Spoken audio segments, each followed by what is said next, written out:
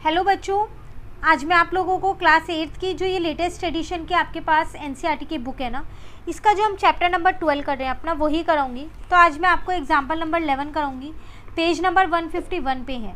Last class में मैंने आपको एग्जाम्पल 9 और 10 कराया था, जिसमें मिडल टर्म स्प्लिट समझाया था। उम्मीद करती हूँ आपको वो मेथड आ गया होगा, क्योंकि उसी पे बेस्ड ये 2 क्वेश्चंस हैं आपके। ठीक है, चलिए स्टार्ट करते हैं। यहाँ क्या ना, ऑब्टेन द फैक्टर्स। अगेन इसके फैक्टर्स निकालने हैं। 3 टर्म्स दे रखे हैं, इसमें कोई और आइडेंटिटी नहीं लगेगी, तो मिडल टर्म स्प्लिट से ही कर लेंगे हम यहाँ। अब फिर वही चीज़ है ना, बीच वाली टर्म को स्प्लिट करना है, तो माइनस के 4z को इस तरीके से 2 पार्ट्स में स्प्लिट करो कि प्लस करके तो यही आए माइनस का 4z, अब मल्टीप्लाई करके क्या है, इन दोनों का मल्टीप्लाई आए, माइनस का 12z² आए, तो 4 है और 12 चाहिए मल्टीप्लाई करके। 6 और 2 ले लें, 6 2 12 भी होता है। आप सोच रहे होंगे 3 4 12 भी तो होता है, बिल्कुल होता है, लेकिन 3 में 4 प्लस करोगे तो 4 नहीं आएगा ना, 7 आ जाएगा। माइनस करोगे तो भी 4 नहीं आएगा, किसी भी हाल में नहीं आएगा। पर 6 और 2 से आ सकता है, 6 में से 2 माइनस करोगे तो 4 आ जाएगा। तो इसका मतलब मुझे यहाँ पर एक 6z लेना पड़ेगा और एक 2z, पर माइनस करना है ना, तो साइन का ध्यान रखना पड़ेगा। यहाँ माइनस का साइन चाहिए मुझे, तो माइनस का 6z लिया और प्लस का 2z लिया। क्यों? क्योंकि प्लस माइनस होगा तो माइनस, पर साइन लग जाएगा माइनस का। ठीक है ना, तो z² माइनस का 6z प्लस का आ जाएगा 2z माइनस का 12। इन्हें सॉल्व करके यही आ रहा है, और इन्हें मल्टीप्लाई करके साइन के साथ इनका मल्टीप्लिकेशन आ रहा है ना। पेयर बनाया, z को कॉमन लिया तो z माइनस 6 बचा, 2 को कॉमन लिया तो z माइनस 6 बचा। देख लो आ गए सेम ब्रैकेट, तो आपने फैक्टर्स सही लिए, हो गया फैक्टराइज, निकल गए इसके फैक्टर्स हमारे। क्लियर? देखो ये मिडल टर्म स्प्लिट ना बहुत ही इंपॉर्टेंट कंसेप्ट है, ये आपको आगे की क्लासेस में भी मिलेगा, तो बिल्कुल अच्छे से आप इसको समझिएगा।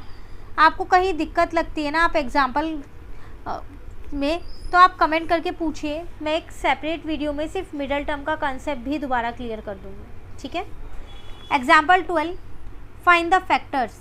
अगेन फैक्टर्स की ही बात कर रहे हैं, तो चलो पहले यहाँ लिख लेते हैं। 3m² प्लस का 9m है और प्लस का 6 है। देखो अगर आप ध्यान से देखो, इसमें से आप 3 को बाहर ले सकते हो कॉमन, क्योंकि तीनों टर्म में 3 कॉमन है, बाहर ले लो।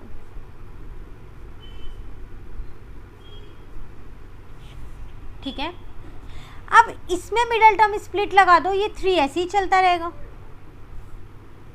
तो बीच वाली टर्म है 3m, 2 पार्ट में ऐसे बांटना है कि प्लस करके तो 3m ही आए, अब मल्टीप्लाई करके 2m² आए, तो 2 और 1 ले लेते हैं, 2 + 1 3 भी हो जाएगा, और 2 + 1 2 × 1 2, हाँ 2 × 1 2 भी हो जाएगा। सही है ना, आ गए, ये तो आसानी से आ गए।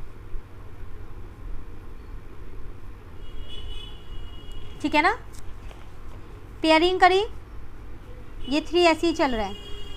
m बाहर लिया इसमें से, तो m + 2 बचा, इनमें कुछ भी कॉमन नहीं है, तो मैंने आपको बताया था जब कुछ भी कॉमन ना हो तो 1 कॉमन लेना होता है, 0 कभी नहीं लिखते। आ गए ना सेम ब्रैकेट, और ये 3 ऐसे ही रहने दो। ये होगा इसके फैक्टर्स, फैक्टराइज हो गया।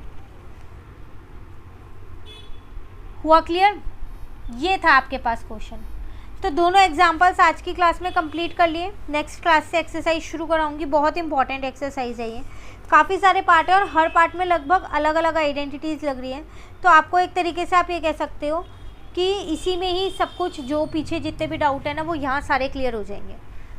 तो आप एग्जाम्पल्स कर लो, नेक्स्ट क्लास से एक्सरसाइज करेंगे। वीडियो अच्छी लगी आप इसे लाइक ज़रूर करना, फ्रेंड्स के साथ भी इन वीडियोस को ज़रूर शेयर कीजिए। आपको पता है इस चैनल पे आपको 8th क्लास के एनसीईआरटी के सभी सॉल्यूशंस मिलते हैं मैथ्स के, फिर चाहे वो ट्राई दिस हो, एग्जाम्पल हो, एक्सरसाइज हो, सब चीज़ चैनल पे अपलोड है।